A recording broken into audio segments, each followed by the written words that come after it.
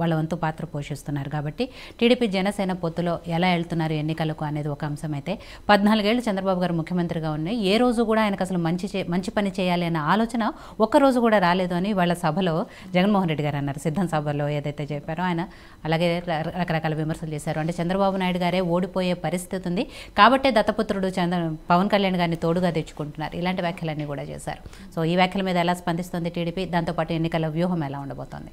అంటే ఆయన చేసిన వ్యాఖ్యలన్నింటినీ చూస్తుంటే కనుక జగన్మోహన్ రెడ్డి గారికి అభద్రతా భావం అనేది మొదలైంది.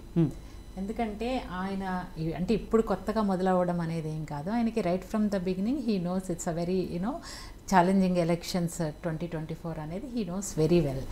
అయితే ఎందుకని ఆయనకు తెలుసు అంటే ఆయన ఆంధ్ర రాష్ట్ర ప్రజలకి ఏం చేశారు, ఏ విధంగా ఆంధ్ర రాష్ట్ర ప్రజలకి ఆయన ప్రామిస్ చేసిన విధంగా అన్నీ ఫుల్ఫిల్ చేశారా లేదా అని క్వశ్చన్ చేసుకుంటే అందరికన్నా ఎక్కువగా 100% నేను ఏదైతే ప్రామిసెస్ చేశానో అవి ఫుల్ఫిల్ చేయలేకపోయానని తెలుసు ఆయనకి.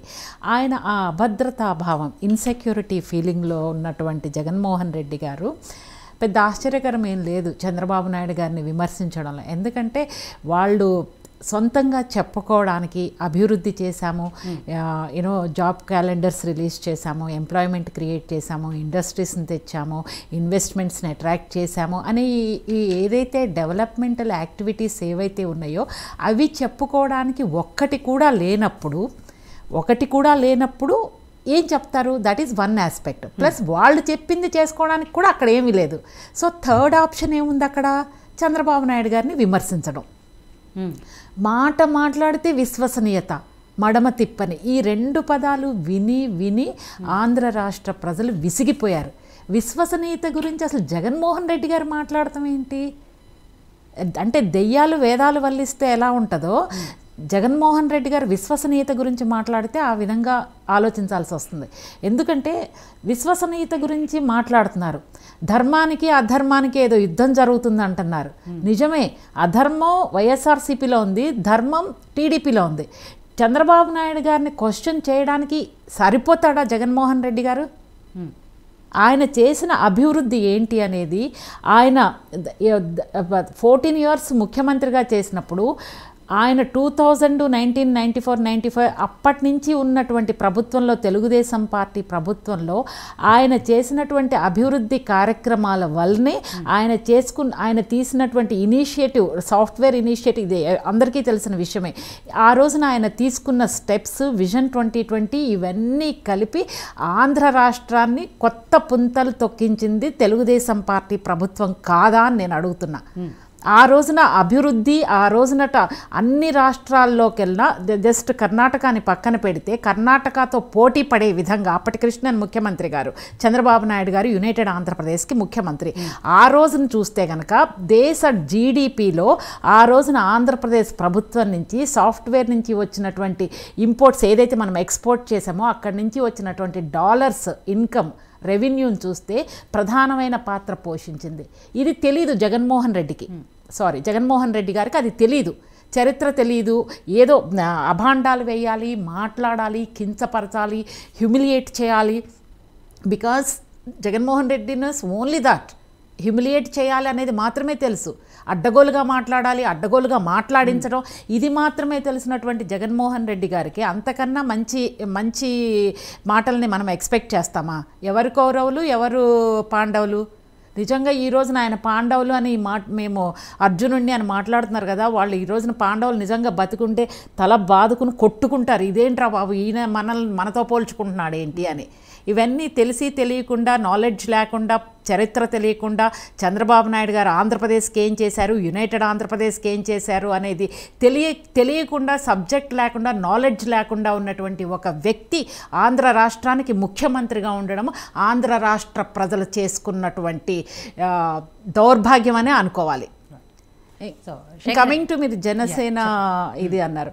Janasena I just want to ఒకటి చెప్పాలనుకుంటున్నాను.